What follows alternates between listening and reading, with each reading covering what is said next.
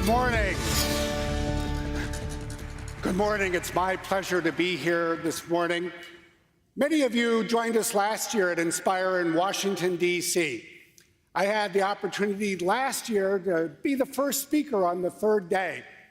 And as Judson just mentioned, like today, it started out with music. In fact, there were dancers, there were poets. And then somebody tapped me on the shoulder and said, "Run onto the stage." There was only one problem. I didn't realize I was standing on a step. So as soon as I ran, I fell flat on my face.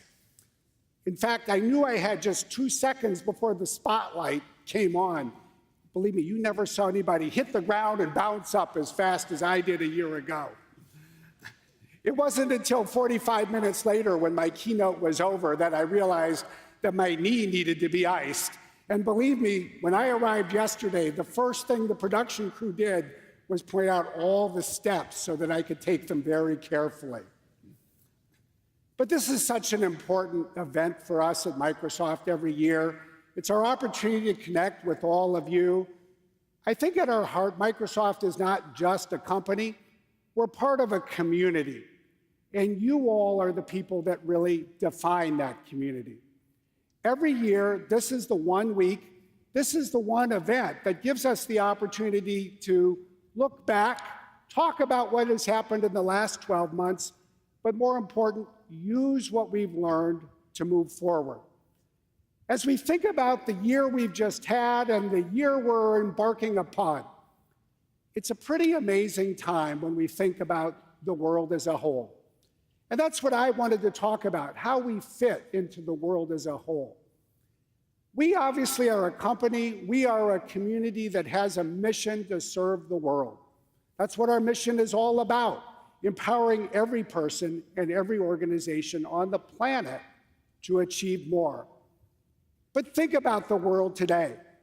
We make technology that is global, but the world is increasingly focused on the borders that divide nations rather than the technology that connects us. And even when people think about technology, they have a lot more questions than they did a year ago. Every day we see headlines about the anxiety people have about technology. We see people questioning whether they can trust technology. And I think for all of us who are part of this community, it really raises a fundamental question. How do we navigate these difficult times? Oh, it starts with great products and services and partners and salespeople around the world. But in the world today, we actually need more than that.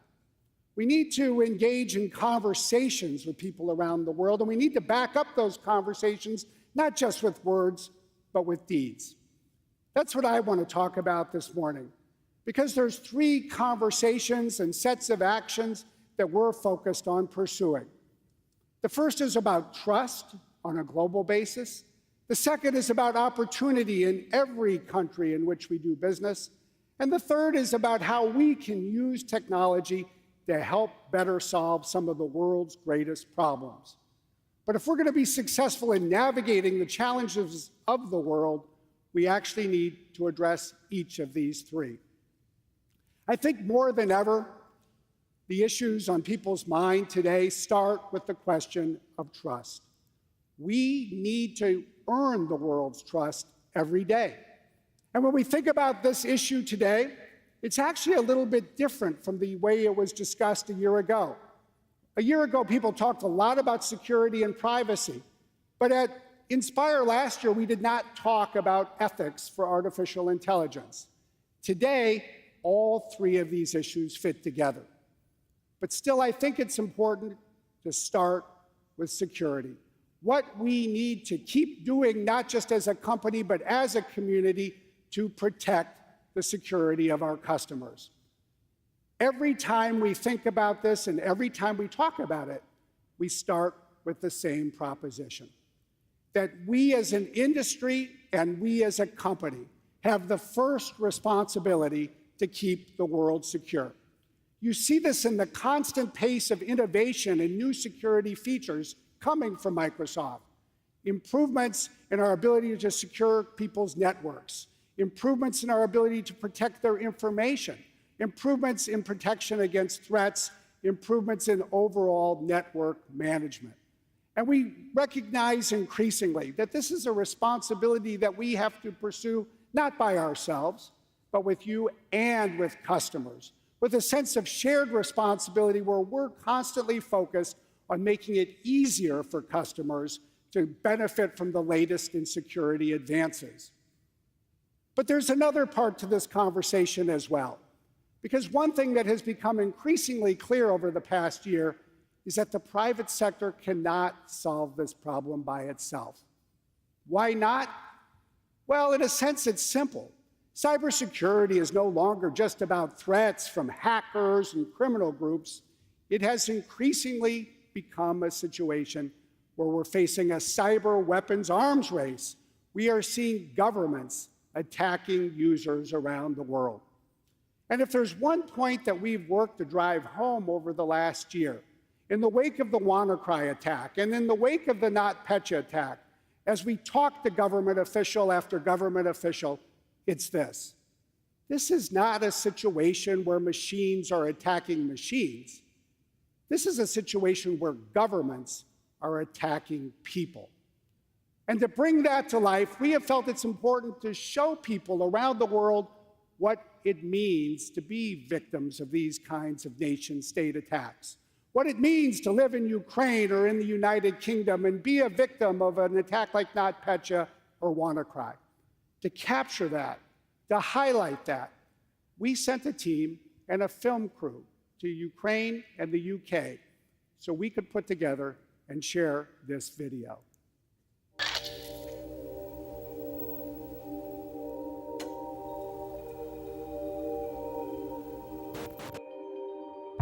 Я думаю, что наша страна находится в стадии войны, поэтому мы можем много что рассказать общественности, мировой общественности и показать все-таки лицо кибервойны.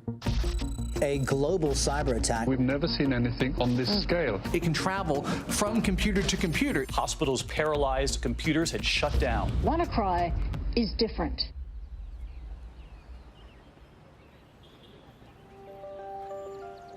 I think WannaCry is a great example of how nation states are impacting businesses and ultimately individuals as well.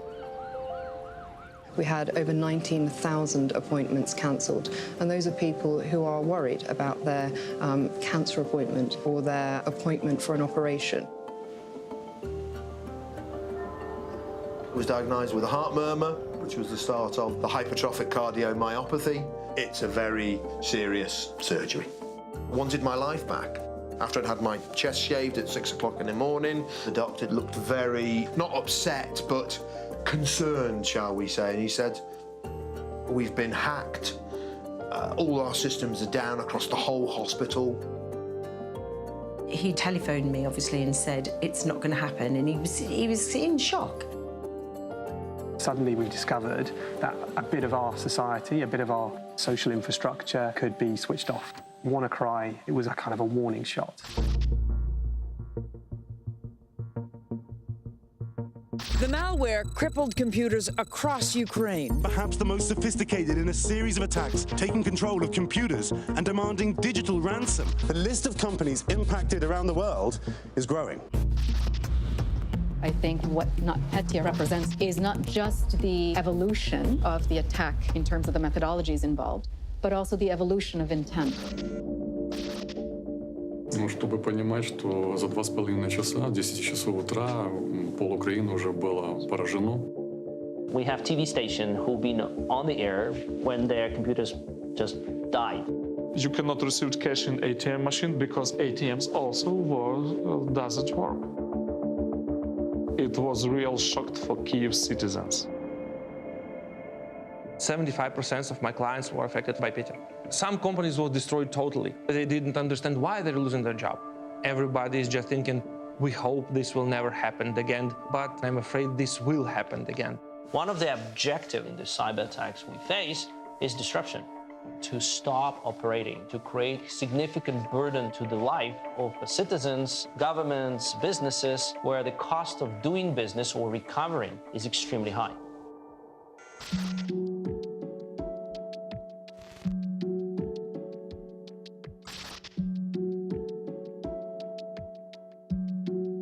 2017, a lot was the same. Cyber attacks were happening, they were affecting organisations. What changed was the impact on our lives. It was the most awful time because I didn't know what was going to happen now. Stop and think about what it means in real terms to real people. It isn't a machine you're affecting, and if it is, maybe that machine's keeping somebody alive. Ultimately, all of us pay the price when it comes to nations in particular who are attacking each other by using us as the means. What are we doing to come together? If we don't have this conversation now, when it happens and we all retreat behind walls, that is when this becomes a catastrophic event globally. And we need to do everything we can to at least talk about these issues before it happens.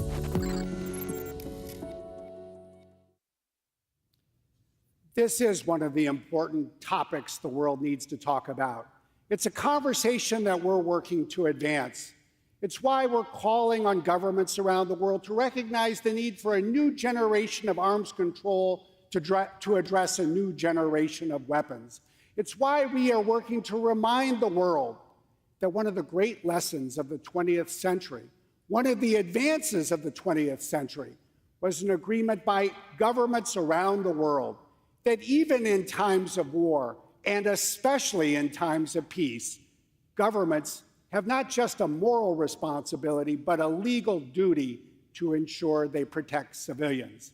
And that now needs to extend to cyberspace. It's why we've called for existing international law to be strengthened and new international law to be added in the form of a digital Geneva Convention.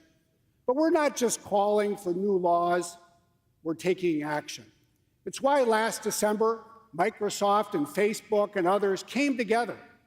And on December the 12th, we literally acted in unison to dismantle the malware capability of the North Korean group that was responsible for the WannaCry attack.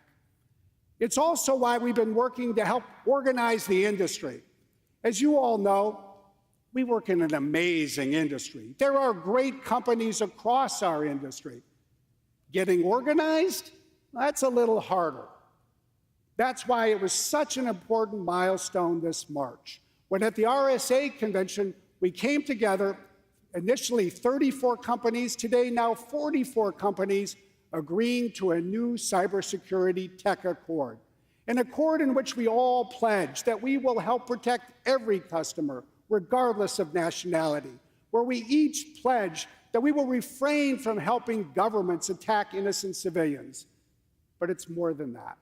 It's a foundation on which we are building to take coordinated action, to work with all of you and many others to strengthen the resilience of the ecosystem from customer to customer, and to work together and help each other in the wake of cybersecurity attacks. All of these things need to continue to advance, and over the next 12 months, that is what you will see us do. We will take more steps together with you and many others to continue to better protect our customers. But there's a second issue that remains important as well. It's all about privacy. We've long recognized that privacy is a fundamental human right. And in many years, 2018 is a year about privacy. One of the most important days of the year was the 25th of May. That is the day that the European General Data Protection Regulation, or GDPR, took effect. It was a day that was important not just in Europe, but around the world, especially since we at Microsoft announced the week before that we would extend the rights to data subjects to know what information we have about them, to allow them to access that information, to delete it if it's inaccurate, to move it to another provider if they want. We would do all of that not just for customers in Europe, but for customers around the world. And it's why we said that day that it wasn't a one-day wonder, that this is a continuing process. The law will continue to evolve, people's needs will continue to evolve, and we will continue to change to meet those needs in the future. That's our fundamental value proposition for our customers, not just as a company, but as a community, that we will help them better protect the privacy of their customers. And if anybody had any doubts that this was some issue that was confined only to Europe, Those doubts should have been laid to rest just a couple of weeks ago, because the California legislature enacted what was the most sweeping privacy law in the history of the United States. And we'll see over the next 12 months, more state legislatures consider similar bills. This is an issue that's here to stay. It's an issue of our time. It's an issue that we need to work together to help address. But as important as that piece is, it's only part of the privacy issue, because the other part involves access to data by government surveillance. That's why we at Microsoft sued the United States government not once, but 4 times.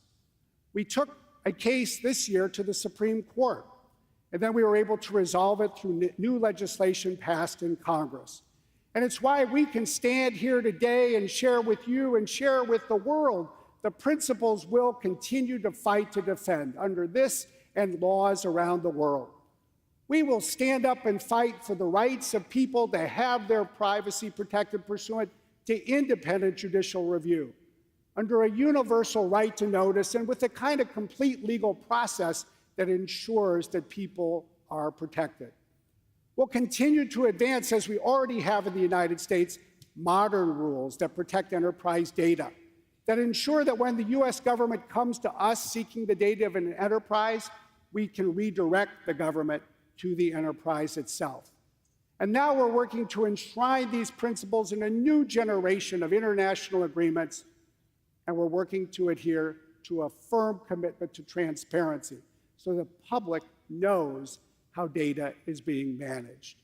We have been at the forefront of this issue for half a decade, and you can count on us to remain at the forefront in the years ahead. And then there's the new issue of 2018, if you will, the issue that has burst into public conversation in national capital after national capital, the ethics for artificial intelligence. We published a book on this topic in January. We called it The Future Computed. Harry Shum and I co-authored the foreword. And in some ways, I think one of the most important questions for our time, for our generation of people working in technology, is a question that we talked a little bit about in that foreword.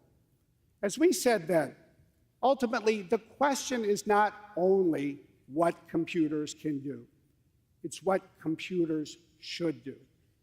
As the generation that is bringing AI to the world, it is up to us to be the first generation to answer that question.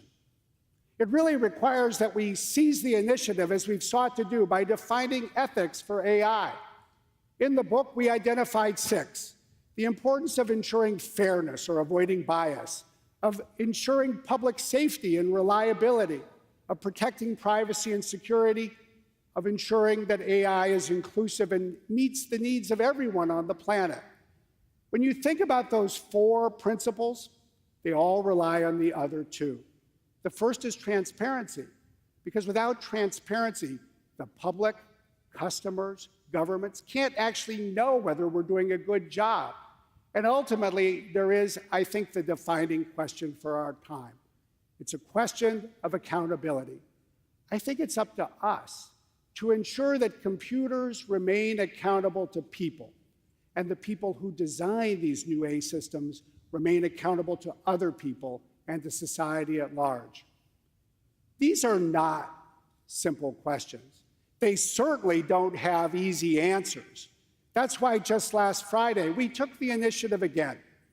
We published a blog that called on the world to start to address head-on the issues associated with facial recognition, a technology that offers enormous benefits, but is also subject to great abuse.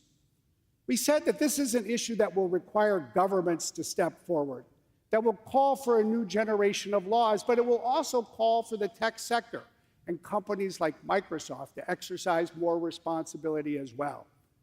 In some ways, this is the first of a series of complicated issues. And in some ways, it connects to a broader question that we posed in the book. We asked this: could we see a Hippocratic oath for coders like we see for doctors? After all, doctors pledge first that they will do no harm. what would it mean for people who create artificial intelligence systems to adopt a similar pledge? Our goal was to spark a conversation, and that's why we're encouraged to see others answering that question. We're seeing in universities, teams of faculty and students come together and offer their own answers as they put their drafts of a Hippocratic oath for AI on a piece of paper. But the other thing we've recognized is that this is not a topic for one part of one country. It's fundamentally a topic for the world. Because when we're talking about the ethics of AI, we're really talking about ethics for humanity now applied by computers. And we live in a world with rich traditions, rich philosophical traditions in East and West. In essence, we sort of need Confucius to meet Socrates as we think together about the ethics for AI. In effect, we need a global conversation, because that's the only way we'll ever build a global understanding. And we will need some kind of global understanding if we're going to establish industry standards and then do what the world is going to need from us, offer our ideas for what will need to be a new generation of laws to protect people and advance technology. As we think about all of that, I think there's one other aspect of AI that is worth pausing and reflecting upon as well. It's the importance of diversity. Because think about it. We are empowering computers to make decisions that previously were always made by human beings.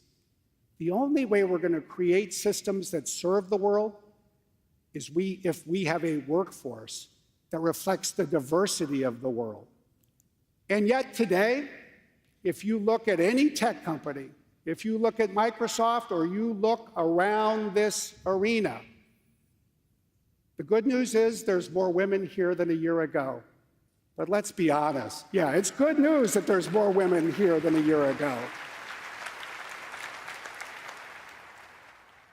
But all you have to do is look around. We have a long road ahead of us before we truly build an industry and an ecosystem that is as diverse as the world we serve.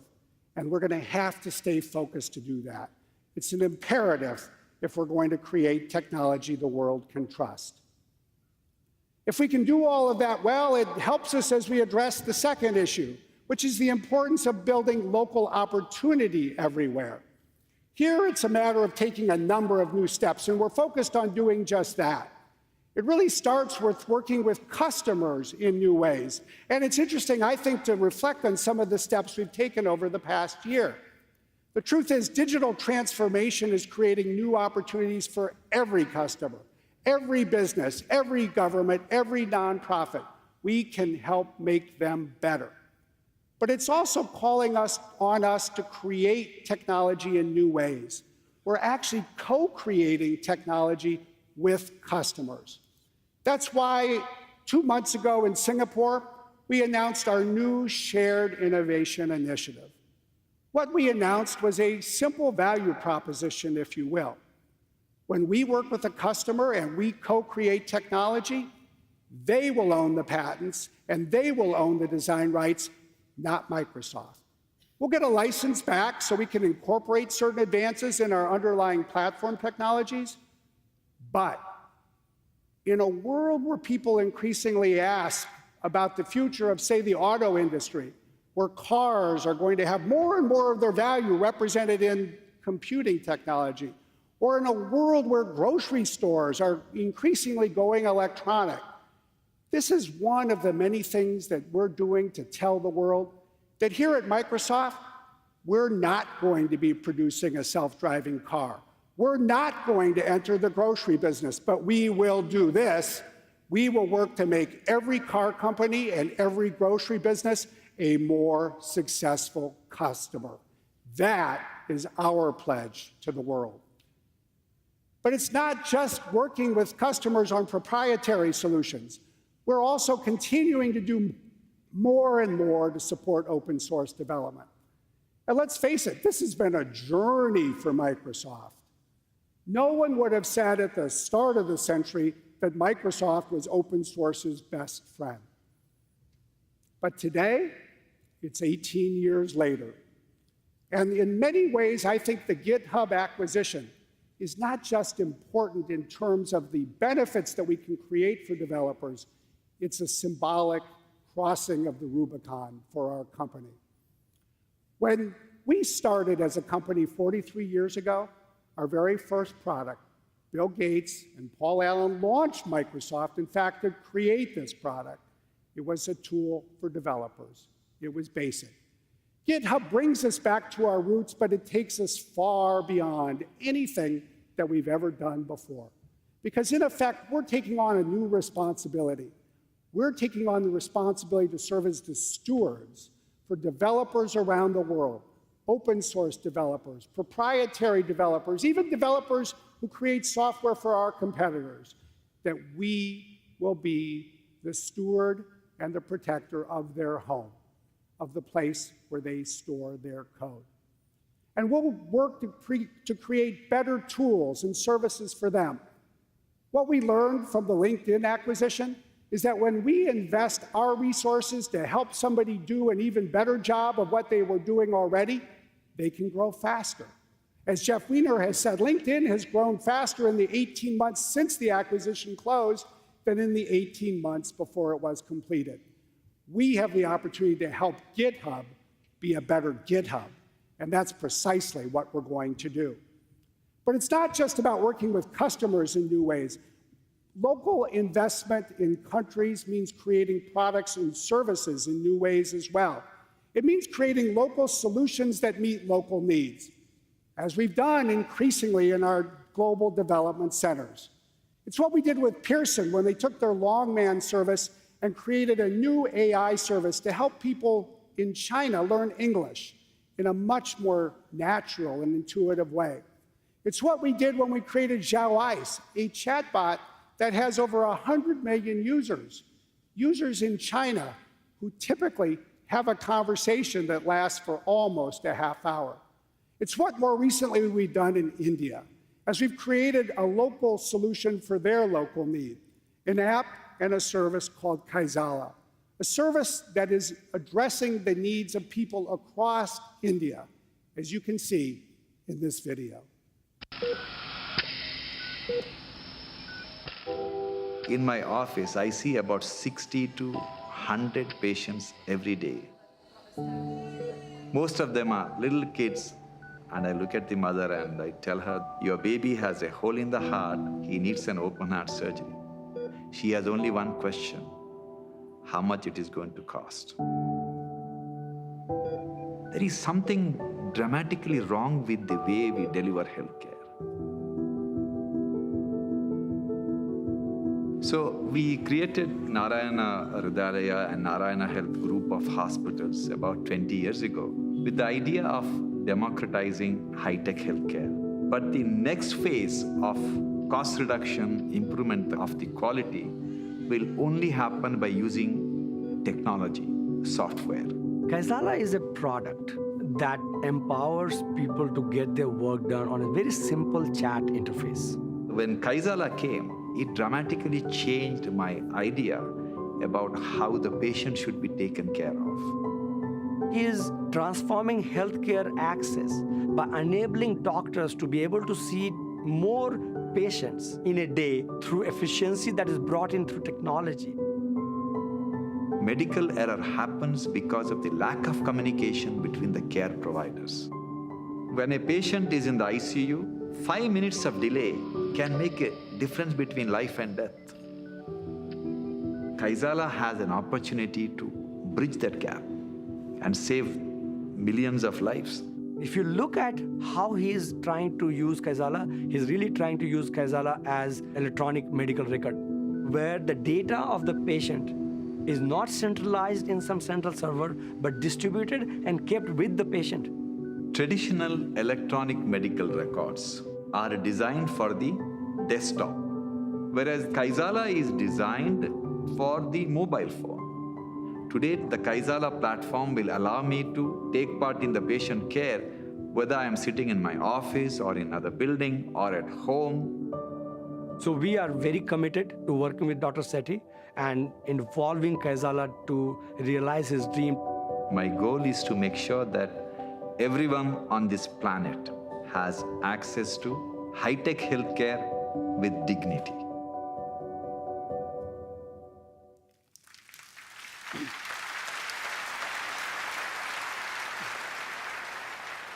That kind of work to develop local solutions for local needs is fundamental to our ability to meet the needs of different countries, as is our work to work with customers in new ways. But those two things, even put together, don't do everything that we need to focus on addressing. What we've thought more about and what we've taken more action to address is our need as a company and as an industry to take new steps to help close the digital divide. When you think about it, in country after country around the world, there are people asking, why are some people doing well and why are others being left behind? More often than not, the topic quickly turns to things like globalization and trade. But as we've thought more about it, we've concluded that there are two technology divides that also are fundamental to what's happening in the world. There's a digital skills divide and there's a broadband divide, and we need to help address both of them. It really starts with the digital skills gap. It's interesting, when you look at what's happening with jobs, what you see is that jobs increasingly are becoming digitized.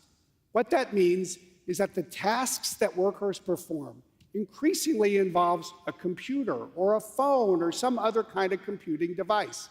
This shows the change of that in jobs in the United States. But we're seeing this around the world, and it's not only that. As it turns out, jobs that are more digital pay more. So that if we want to create a path to prosperity for more people, we have to help more people acquire digital skills. But some of the data in the world is pretty sobering. Look at these figures from OECD countries. The dots at the top show the percentage of computer science degrees being earned by men, and the bars at the bottom show the percentage being earned by women. So in fact, at a time when digital skills are becoming more important, the digital skills divide is exacerbating the gender divide. It's not just a divide that affects different genders. It affects people of different races and different income levels and people who live in urban areas versus rural areas. That's why we've been increasingly focused on building a movement for computer science education. It's a global movement. In the United States, we've taken computer science into over 300 schools this past year and over 500 schools in the coming year as part of Microsoft Philanthropies and our Technology Education and Literacy in Schools program. But we're bringing a global focus. That's why we were one of the first founders and the biggest funder of Code.org, and have been such a champion and supporter of its Hour of Code, a program that has now reached 100 million individuals around the world. It is representative of the kinds of things we're increasingly focused on doing. But we've recognized another issue as well. We live in a world where broadband has in effect become the electricity of the 21st century. The future of education, the future of medicine, the future of job creation, all increasingly requires access to a broadband connection. But look at the world today. We still live in a world where half of the people on the planet cannot yet access or connect to the internet at all. And when we look at broadband, we have even farther to go. The countries in green are the countries where a solid majority of people have broadband access. It's hard to find them on the map. They're so few in number. But unless you live in South Korea or Japan or Northern Europe, you live in a country that has a long ways to go. Even here in the United States, there are over 25 million people, most of whom are in rural communities who lack broadband access. That's why a year and a week ago, we launched a new initiative, our Airband initiative. We're partnering with telecommunications companies across the country and increasingly around the world to help bring new technology to advance broadband connectivity. We took action in these countries in the year that just ended, and we're already focused on expanding. You'll see us do even more in the year ahead. If we can do a good job in bringing broadband to more people, in bringing digital skills to more people, in creating better solutions for local communities and working with customers in ways that help them grow their business, we will serve the needs of country after country around the world. And that, in fact, is what we need to do. All of that will help us with our final goal, to show and to act in a way that uses the newest advances in technology to help address the biggest challenges in the world. We live in a world with big problems, but increasingly we appreciate that technology is one tool the world can use to address those problems. And over the last 12 months, we've taken 2 initiatives that you're going to see grow in size and importance in the year ahead. The first is what we call Tech for Social Impact, and the second is AI for Good. Now, Tech for Social Impact is all about using technology to better serve the world's nonprofits. Nonprofit organizations play an important role around the world. There are 4 million nonprofits eligible to get donations from Microsoft. They employ 20 million people. They're spread around the world. It was just 11 months ago that we took a new step. We created in Microsoft Philanthropies what's called TSI, Tech for Social Impact. For the first time, we created in a single team the ability to better serve nonprofit customers by bringing together our ability to donate software, our ability to sell software, and our ability to provide support for solutions. But it's not just about providing technology. It's about working more deeply with nonprofit customers to help them use technology to better manage their programs, strengthen their operations, add to their capability to work with donors, and better harness the energy of their volunteers. And we built a new business model. It's a business model where we take the profits that we generate and we reinvest 100% of that money back in either strengthening our capability to better serve that community or adding to our financial contributions budget. And already what is most inspiring for those of us that work at Microsoft is the impact this is having. It's the impact of a group that really is literally saving lives, Medical Teams International. It's a group that works with refugees around the world, including many of the 1.5 million refugees who have fled South Sudan. Many of them have come to Uganda, and using our technology and partnering more closely, they are using new digital technology for more immediate diagnoses of patients so they can be treated and brought back to health more quickly. It's not just saving lives, it's changing lives, it's improving lives when we get to work with a group like Operation Smile. This is a nonprofit that helps people with cleft palate or cleft lip and other facial deformities. They have 300 employees working with 7,500 volunteers. They're providing surgery and dental care. Last year, they helped 21,000 people in 28 countries around the world. Now they're not only using our technology to improve their ability to be more productive and work faster, they're using new AI solutions so that surgeons can better analyze the results of their operations. They're getting post-surgical facial symmetry data, and they're using that to improve their work. This is just a taste, an example of what we have the opportunity to pursue, increasingly with all of you in the months and years ahead. It connects with our other initiative in this space, what we call AI for Good.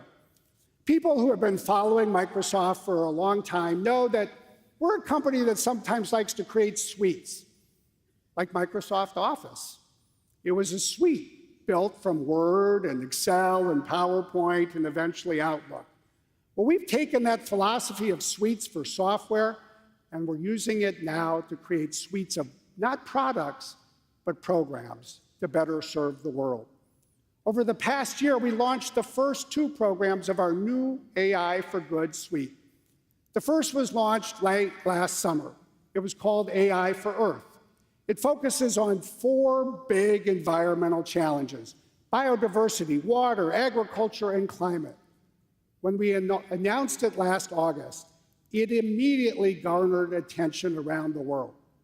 As a result, last December, we bet bigger, and we announced that we would put $50 million behind this program over 5 years. We would make seed grants in programs around the world. We would identify the projects that had the most promise. We would invest even more in them, and ultimately, we would work with groups to identify new platform tools that could bring the best of environmental science and computer science together so that AI could better address the world's environmental challenges. It's amazing to see the progress that we're starting to make. I think one of the best examples comes from Tasmania, south of Australia, with a firm we've been working with called The Yield. You can see firsthand what they're doing every day when you watch this video. The Yield's an Australian ag tech business. We focus on taking the guesswork out of growing. The purpose of the Yield is to feed the world without wrecking the planet. We use real-time weather data at the farm, field, row, right down to the hotspot level. That data then goes through Processed, which manages all this network of mesh on the farm, and then it goes into Microsoft's Azure cloud, where we apply our machine learning and we deliver our applications that help growers know when to plant, when to irrigate, when to feed, when to protect, and when to harvest. If you measure it, you can manage it, and that's something we believe in. As part of the agricultural growing system here in Tasmania, we are continually challenged day in, day out by the weather. A lot of it was just guesswork, a lot of records that we'd manually kept. The Yield now steps up and it gives me those figures instantaneously, which is fantastic. We can bounce back from an adverse incident a lot quicker. The really big problems we're trying to do is increase yield, reduce input costs, reduce risk, and increase environmental sustainability of our food production systems.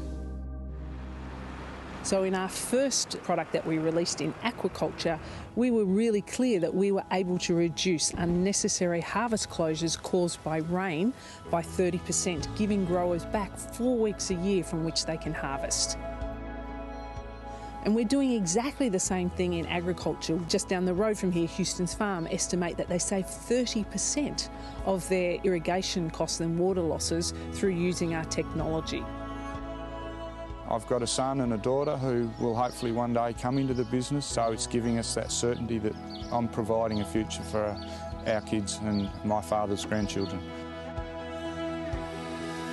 We have to learn to collaborate and come up with new business models and work out how we're going to solve these very big problems and challenges together.